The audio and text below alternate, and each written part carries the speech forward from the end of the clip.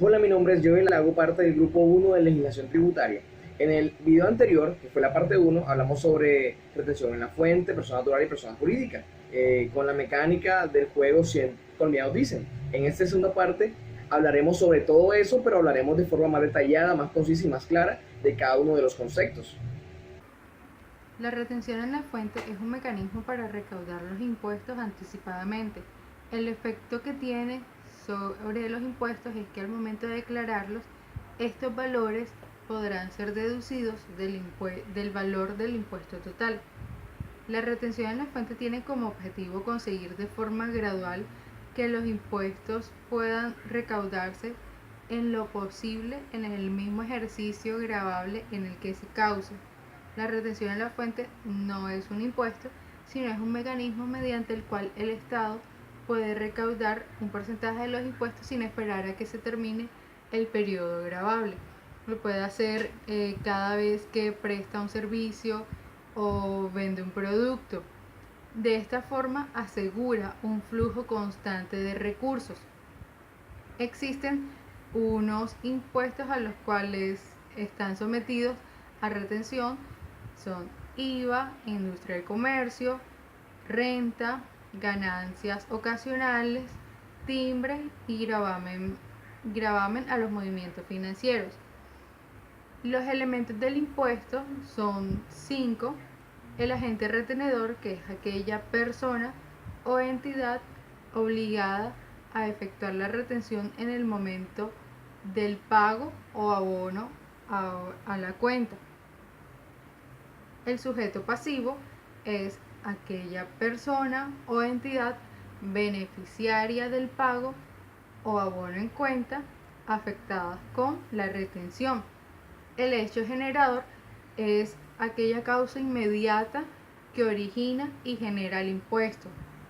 La base de retención es aquel pago o abono en cuenta al cual se le va a aplicar la tarifa. Y por último, la tarifa es aquel porcentaje que aplicado a la base de retención va a dar el monto a retener. Personas naturales que deben realizar retención en la fuente por pagos laborales. Según el artículo 383 del Estatuto Tributario, que fue modificado por la Ley 1819 del 2016, toda persona natural deberá realizar retención en la fuente por pagos laborales que se desprenden pues, de una relación laboral. Sin embargo, a partir de la Ley 1819 del 2016, la responsabilidad va más allá e incluso abarca el pago por honorarios y servicios propios de un contrato de servicios, indicando que también debe hacer la persona natural retención en la fuente derivado de los pagos de servicios u honorarios de aquellas personas que informen en el ejercicio de su contrato de servicios que no hayan contratado más de dos personas para la ejecución de dicha labor. Así las cosas, también deberá hacer retención en pagos de honorarios y servicios, cuando ya, como le indiqué antes, la persona con la que contrata indique que no haya contratado más de dos personas para esa labor. Entonces se harán las retenciones estipuladas según la tabla de retención del artículo 383. En resumen, toda persona natural debe realizar retención en la fuente por el concepto de ingresos laborales, de pagos laborales o de pago de honorarios o de pago de comisiones, siempre y cuando, claro, se supere la base estipulada para dicho concepto. Personas naturales que para el 2018 son agentes de retención. Según el artículo 368-2 del Estatuto Tributario, serán agentes de retención las personas naturales que cumplan los siguientes requisitos. El primero, que sean comerciantes obligados a llevar libros de contabilidad. Y el segundo, que sus ingresos brutos o patrimonio bruto durante el 2017 haya superado el tope de 30.000 UTs. Al caso vendrían siendo 955.700.000 pesos. entonces serán agentes de retención por los conceptos de servicios, honorarios, comisiones, rendimientos financieros, arrendamientos y compras, según lo que la tabla de retención indique para cada uno de ellos. Las personas naturales son agentes de retención si cumplen estas dos condiciones. La primera es que sus ingresos brutos o sus patrimonios brutos en el año inmediatamente anterior superen los 30.000 VT. Y la segunda es que tengan la calidad de comerciante, es decir, que ejerzan alguna actividad comercial.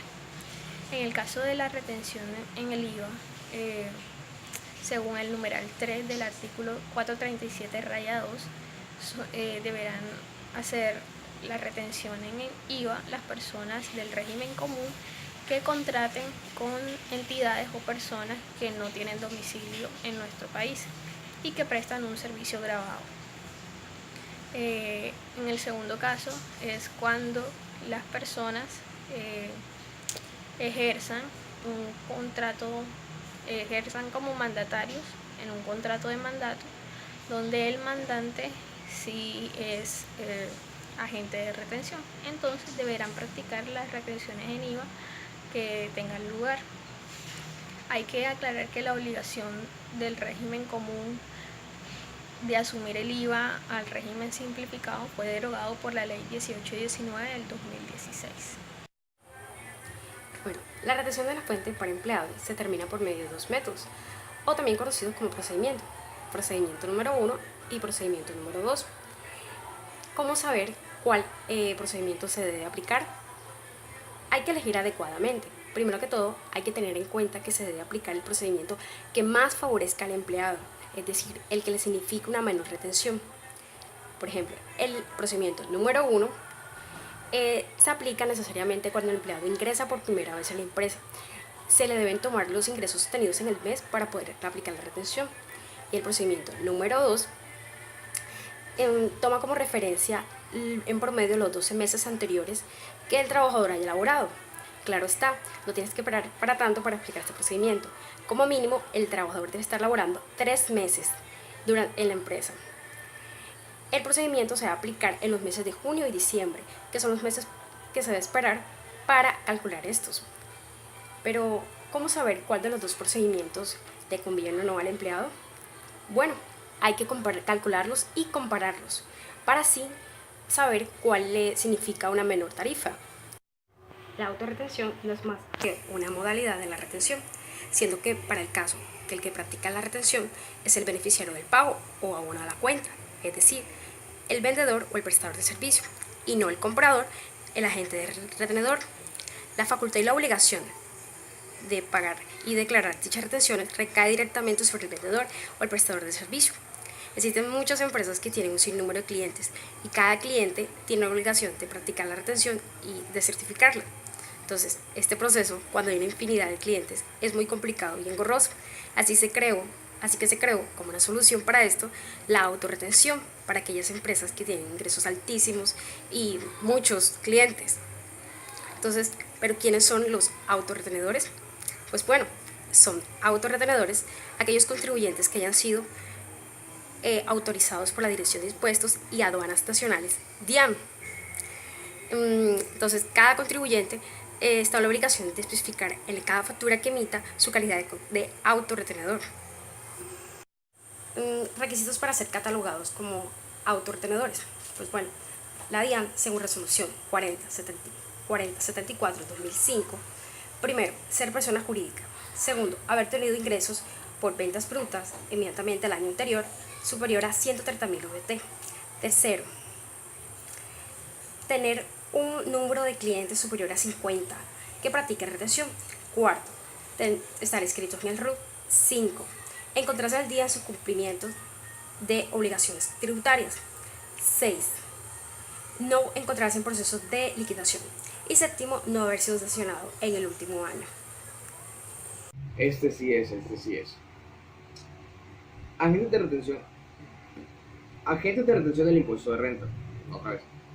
Agentes de retención del impuesto de renta. Para saber quiénes son esos, debemos acudir al artículo 368 del Estatuto Tributario, en el cual dice que son los siguientes: entidades públicas, fondos de inversión, fondos de valores, fondos de pensiones, jubilación e invalidez, consorcios, comunidades organizadas, personas naturales y jurídicas, tales que cumplan con las funciones y que se encuentren en la capacidad de hacer agentes de retención en la fuente.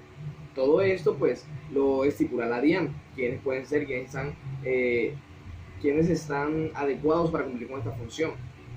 También la DIAN evalúa y define quiénes van a ser los agentes de autorretención también.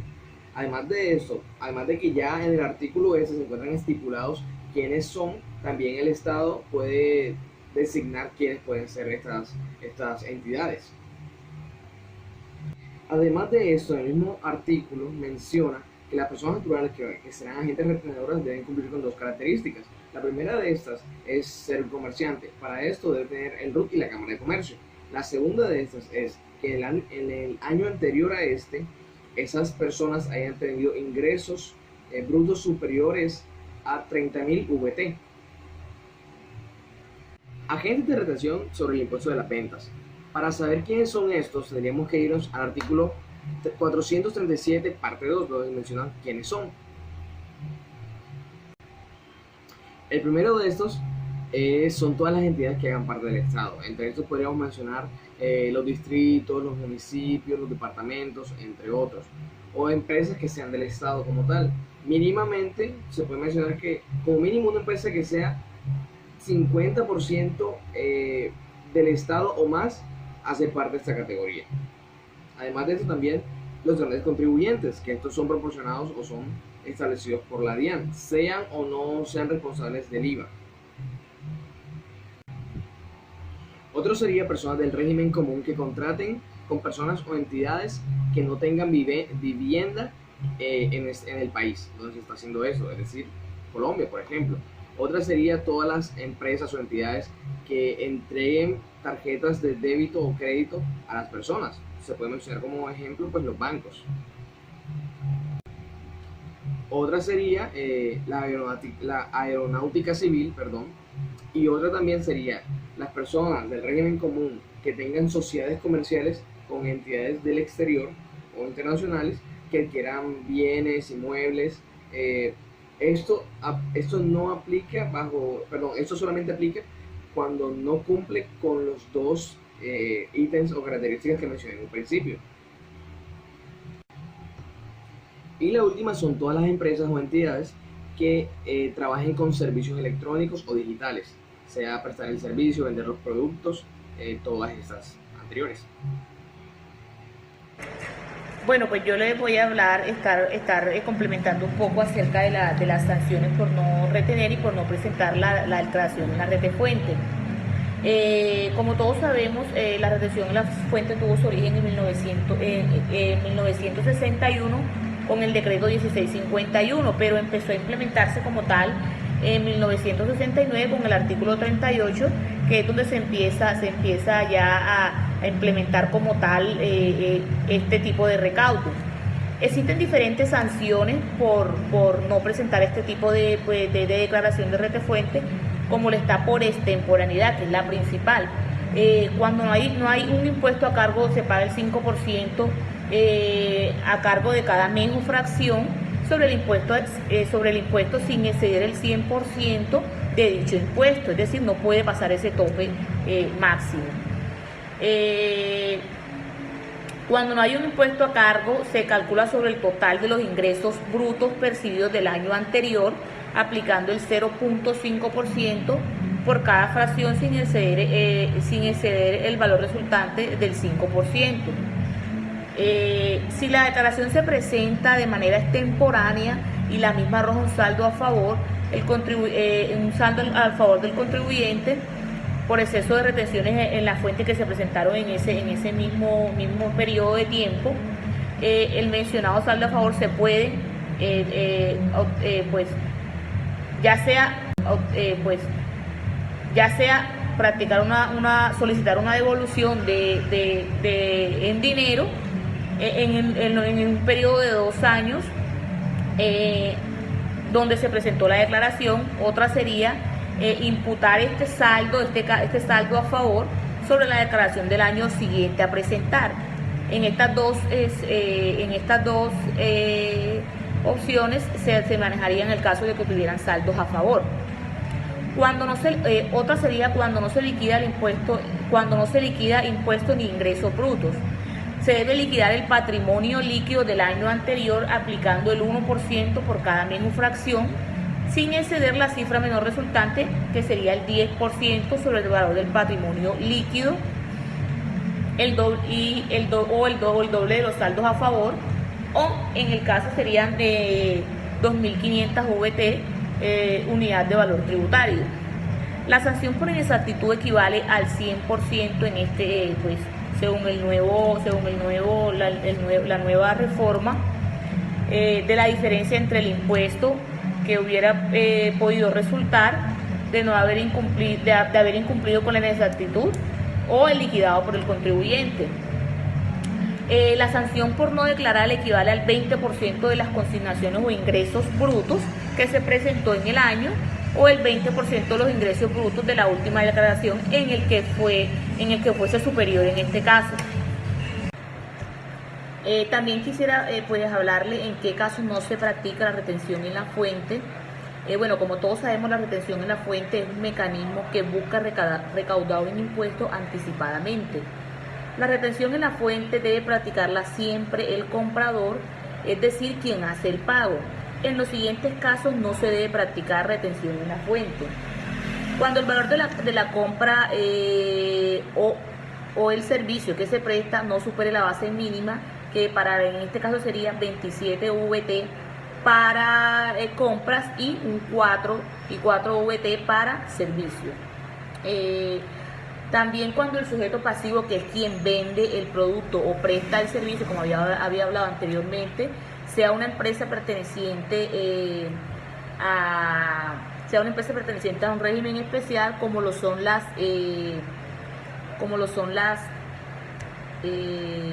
fundaciones, ONG o cooperativas, entre otras. Otra sería cuando el pago se hace a una persona o empresa que no es contribuyente en el impuesto a la renta. Otra sería cuando, en los casos por expresa disposición legal, no se debe practicar retención en la fuente. Tampoco se debe practicar retención en la fuente sobre las rentas considerables exentas. Tampoco se debe practicar la retención en la fuente sobre los ingresos no constitutivos las transacciones. Tampoco se deben practicar sobre aquellas transacciones realizadas a través de las bolsas de energía. En ningún caso están sometidas a que se les realice retención en la fuente.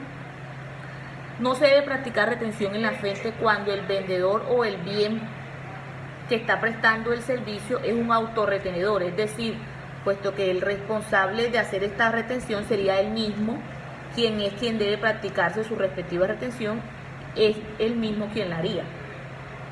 Tampoco están sometidas a retención en la fuente los pagos por concepto de recompensa, ya que si se le hiciera la retención, se conocería el beneficiario de quien practicaría esta retención.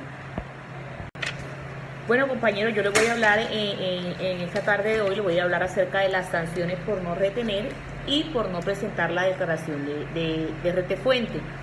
Como todos sabemos, la obligación de todo agente retenedor es naturalmente practicar sus respectivas retenciones en la fuente cuando hubiese lugar a ello. Pero si no lo hubiese hecho, se hará acreedor a una sanción por inexactitud. Según el artículo 370 del Estatuto Tributario, el agente de retención que no practique las retenciones a que esté obligado debe responder por ello con los valores, es decir, debe pagar de su bolsillo las retenciones no practicadas y sus respectivos intereses. No practicar tampoco estas retenciones puede resultar oneroso, por cuanto el agente retenedor debe responder por estos impuestos que no recaudó. Aparte de esto, es sancionado por parte de la DIAN con una sanción por inexactitud por no aplicar este respectivo recaudo.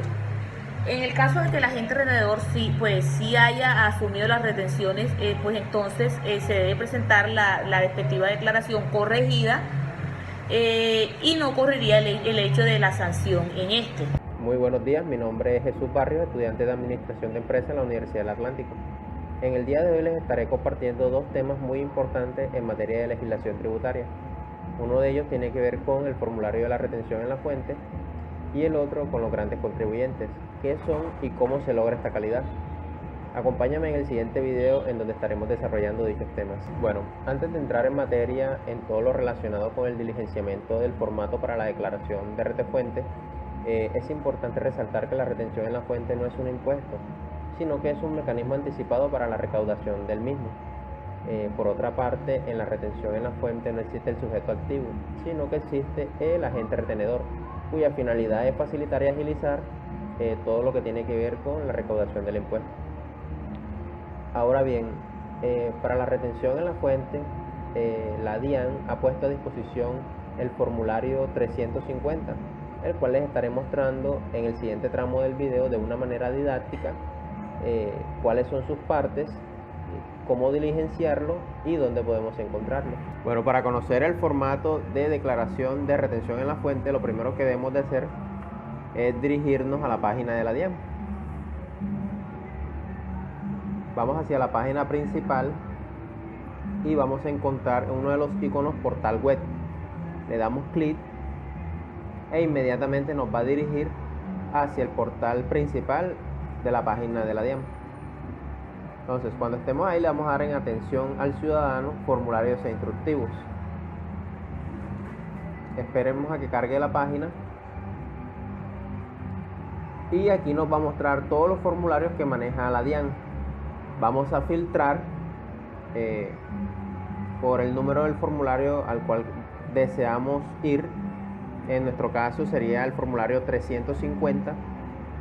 Le damos clic e inmediatamente nos filtra y sale declaración mensual de retención en la fuente. Le damos clic y él inmediatamente nos habilita y nos abre el documento que se encuentra en PDF.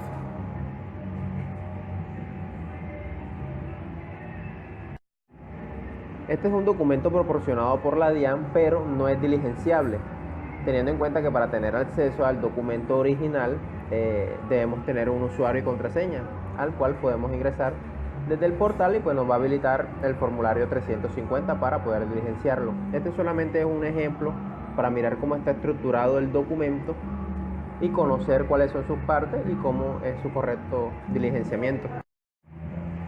Bueno, para empezar, el documento viene compuesto por una serie de casillas.